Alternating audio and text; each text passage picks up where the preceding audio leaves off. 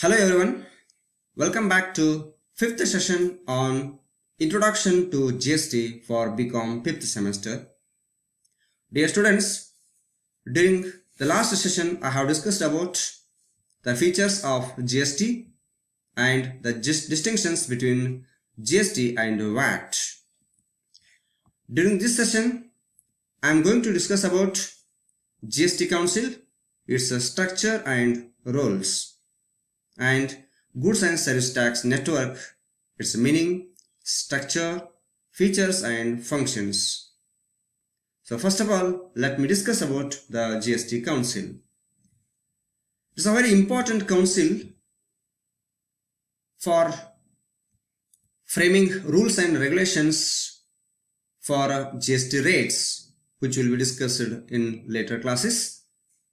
Here, Article 279A of Constitution of India explains about the GST Council. It provides for constituting a council called the Goods and Service Tax Council within 60 days from the date of commencement of 101st Constitution Amendment Act 2016. Now let me discuss about the components or the structure of GST Council. The Union Finance Minister will be the chairperson. The Union Minister of State in charge of Revenue or Finance, and the Minister in charge of Finance or Taxation or any other minister nominated by each state government will be the members, and the vice chairperson to be chosen among the members themselves. This is what about the structure of GST Council. And then what are the roles and responsibilities of GST Council? The GST Council shall make recommendations to the Union and the states on these important things.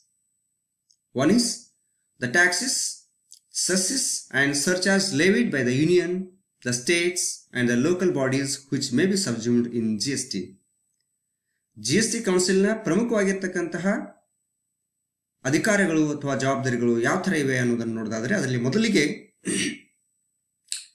Tax GST rates ಎಷ್ಟಿರಬೇಕು, ಸೆಸ್ಗಳು ಎಷ್ಟಿರಬೇಕು ಮತ್ತು ಸರ್ಚಾರ್ಜ್ಗಳು ಯಾವ ತರ ಇರಬೇಕು ಅನ್ನುವಂಥದ್ದನ್ನ decide ಮಾಡುವಂತಹದ್ದು ಈ GST ಕೌನ್ಸಿಲ್ಗೆ ಬಿಟ್ಟದ್ದು ಅಂತ ಹೇಳ್ಬೋದು.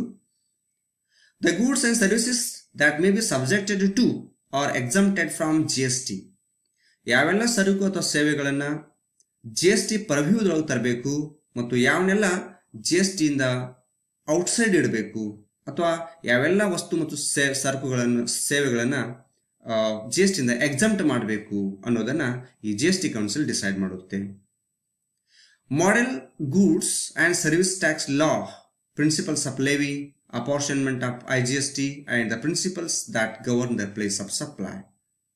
ಈ ಜಿಎಸ್ಟಿ ಕೌನ್ಸಿಲ್ ಮತ್ತೆ ಪ್ರಮುಖವಾಗಿರ್ತಕ್ಕಂಥ ಅಧಿಕಾರ ಯಾವ ತರ ಹೊಂದಿದೆ ಅಂತಂದ್ರೆ, ಮಾಡೆಲ್ ಜಿಎಸ್ಟಿ ಲಾ ಯಾವ ತರ ಇರಬೇಕು, ಯಾವ ಸರಕುಗಳ ಮೇಲೆ ಲೆವಿ ಮಾಡಬೇಕು, ಯಾವ ಸೇವೆಗಳ ಮೇಲೆ ಲೆವಿ ಮಾಡಬೇಕು, ಮತ್ತು ಐಜಿಎಸ್ಟಿ ಬಂದಿರುವಂತಹದ್ದನ್ನ ಸೆಂಟರ್ ಮತ್ತು ಸ್ಟೇಟ್ಗೆ ಯಾವ ತರ ಅಪಾರ್ಷನ್ ಮಾಡಬೇಕು ಅಂದ್ರೆ ಹಂಚಿಕೆ ಮಾಡಬೇಕು, ಅಲ್ಲದೆ ಪ್ಲೇಸ್ ಆಫ್ ಸಪ್ಲೈ ಅಂದ್ರೆ ಏನು, ಅದರ ತತ್ವ ಯಾವ ತರ ಇರಬೇಕು ಅನ್ನೋದನ್ನೆಲ್ಲ ಈ ಜಿಎಸ್ಟಿ ಕೌನ್ಸಿಲ್ ನಿರ್ಧಾರ ಮಾಡುತ್ತದೆ.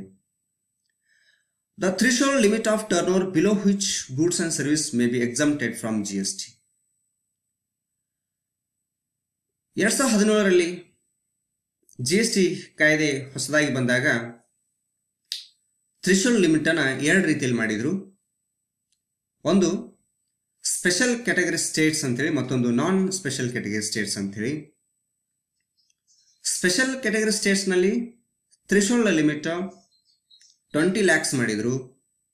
ಆಮೇಲೆ non that is a special category ಸ್ಟೇಟ್ನೊಳಗ ಅದು 10 lakhs ಅಂತ ಮಾಡಿದ್ರು. ಬಟ್ ಮತ್ತೆ 2019ರಲ್ಲಿ ಅದನ್ನು ಅಮೆಂಡ್ಮೆಂಟ್ ಮಾಡಿ 20 ಲಕ್ಷ ಇರ್ತಕ್ಕಂತಹ ಥ್ರೆಶೋಲ್ಡ್ ಲಿಮಿಟ್ ನಾನ್ ಸ್ಪೆಷಲ್ ಕ್ಯಾಟಗರಿಗೆ 40 lakhs ಮಾಡಿದ್ರು.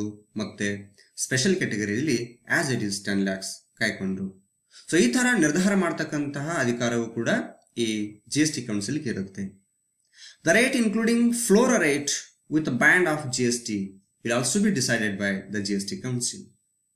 Any special rate or rates for a specified period to raise additional resources during any natural calamity or disaster.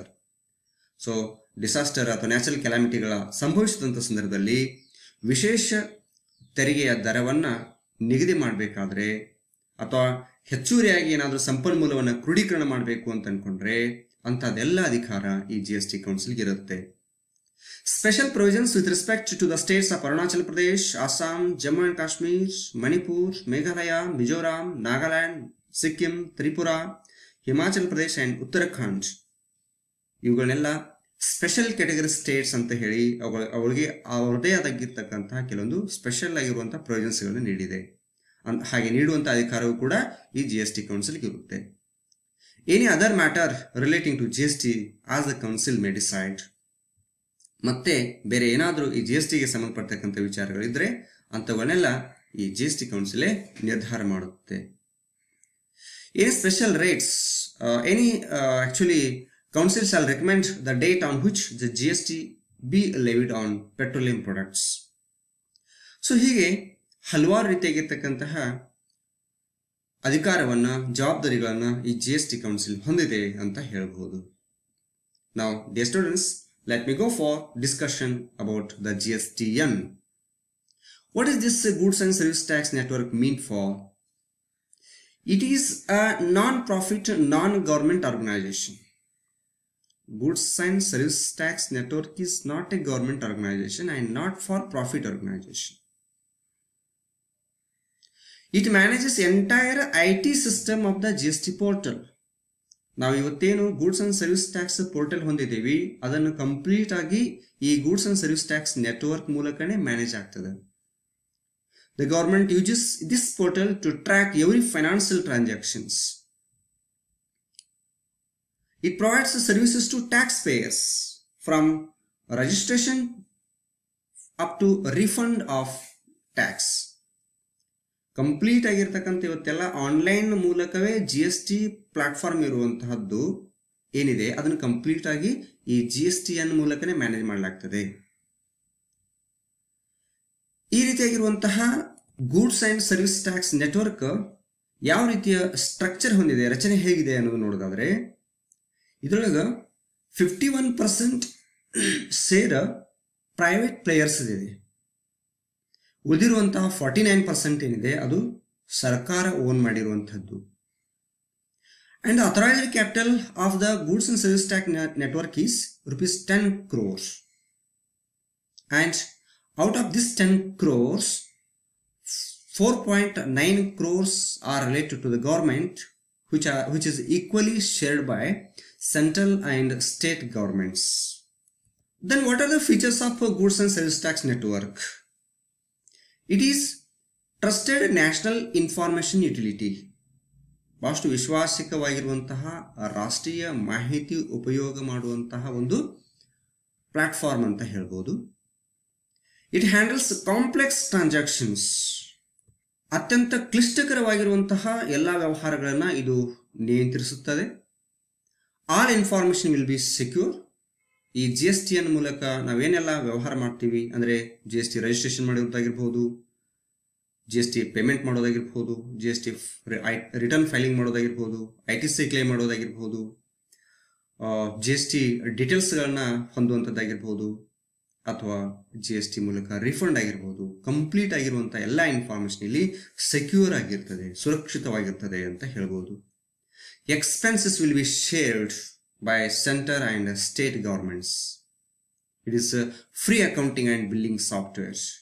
ನಾವು ಅಕೌಂಟಿಂಗ್ ಮತ್ತು ಬಿಲ್ಲಿಂಗ್ ಅನ್ನ ಫ್ರೀ ಆಗಿ ಈ ಒಂದು ಸಾಫ್ಟ್ವೇರ್ ಮೂಲಕ ಪಡ್ಕೊಳ್ಬಹುದಾಗಿರ್ತದೆ. Then there are various functions of GSTN. GSTN will handle invoices. ನಾವು ತೆರಿಗೆ ಕಟ್ಟಿದ ತಕ್ಷಣ ಏನು ಇನ್ವಾಯ್ಸ್ ಜನರೇಟ್ ಆಗ್ತದೋ ಅದನ್ನು ಈ GSTN ಹ್ಯಾಂಡಲ್ ಮಾಡುತ್ತೆ. It handles various returns. ನಾವು ಬೇರೆ ಬೇರೆ ರೀತಿಯಾಗಿರ್ತಕ್ಕಂಥ ರಿಟರ್ನ್ ಫೈಲಿಂಗ್ ಮಾಡ್ತೀವಿ, ಅವೆಲ್ಲವನ್ನು ಕೂಡ ಇದೇ ಹ್ಯಾಂಡಲ್ ಮಾಡುತ್ತೆ. It handles registrations. GST registration ಕೂಡ ಈ GSTN ಮೂಲಕನೇ ಮಾಡ್ತೀವಿ. It also handles the payments and refunds. ನಾವು GST ಪೇಮೆಂಟ್ ಮಾಡೋದಾಗಿರ್ಬೋದು ಅಥವಾ ಅದರಿಂದ ರೀಫಂಡ್ ಮಾಡ್ಕೊಳ್ಳುವಂಥದ್ದಾಗಿರ್ಬೋದು, ಇವೆಲ್ಲವನ್ನು ಕೂಡ GSTN ಮೂಲಕವೇ ಹ್ಯಾಂಡಲ್ ಮಾಡಲಾಗ್ತದೆ. Then what are the functions performed by this GSTN? First of all, it facilitates for registration. It also helps to function as a computation of IGST and settlements. Integrated goods and service tax competition ಮಾಡೋಕ್ಕೆ ಇದು ಕ್ರಮವಹಿಸುತ್ತದೆ. ಅಲ್ಲದೆ ಅಲ್ಲಿ ಬರುವಂತಹ ಏನಾದರೂ ವ್ಯಾಜ್ಯಗಳನ್ನೆಲ್ಲ settlement ಮಾಡೋಕ್ಕೆ ಇದು ಅನುಕೂಲ ಆಗುತ್ತೆ. It also provide the function as file tax returns submit to central and state authorities. Integrate banking network with tax payment details.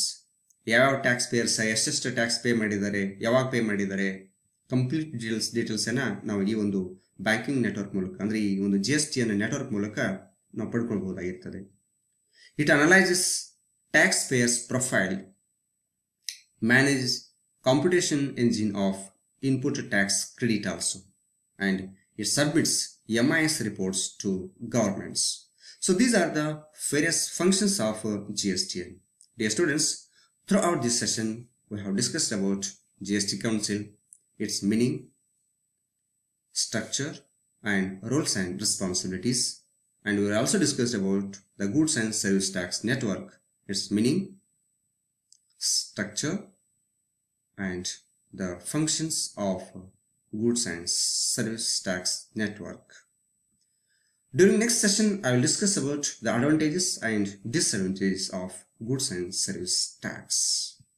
Thank you for watching.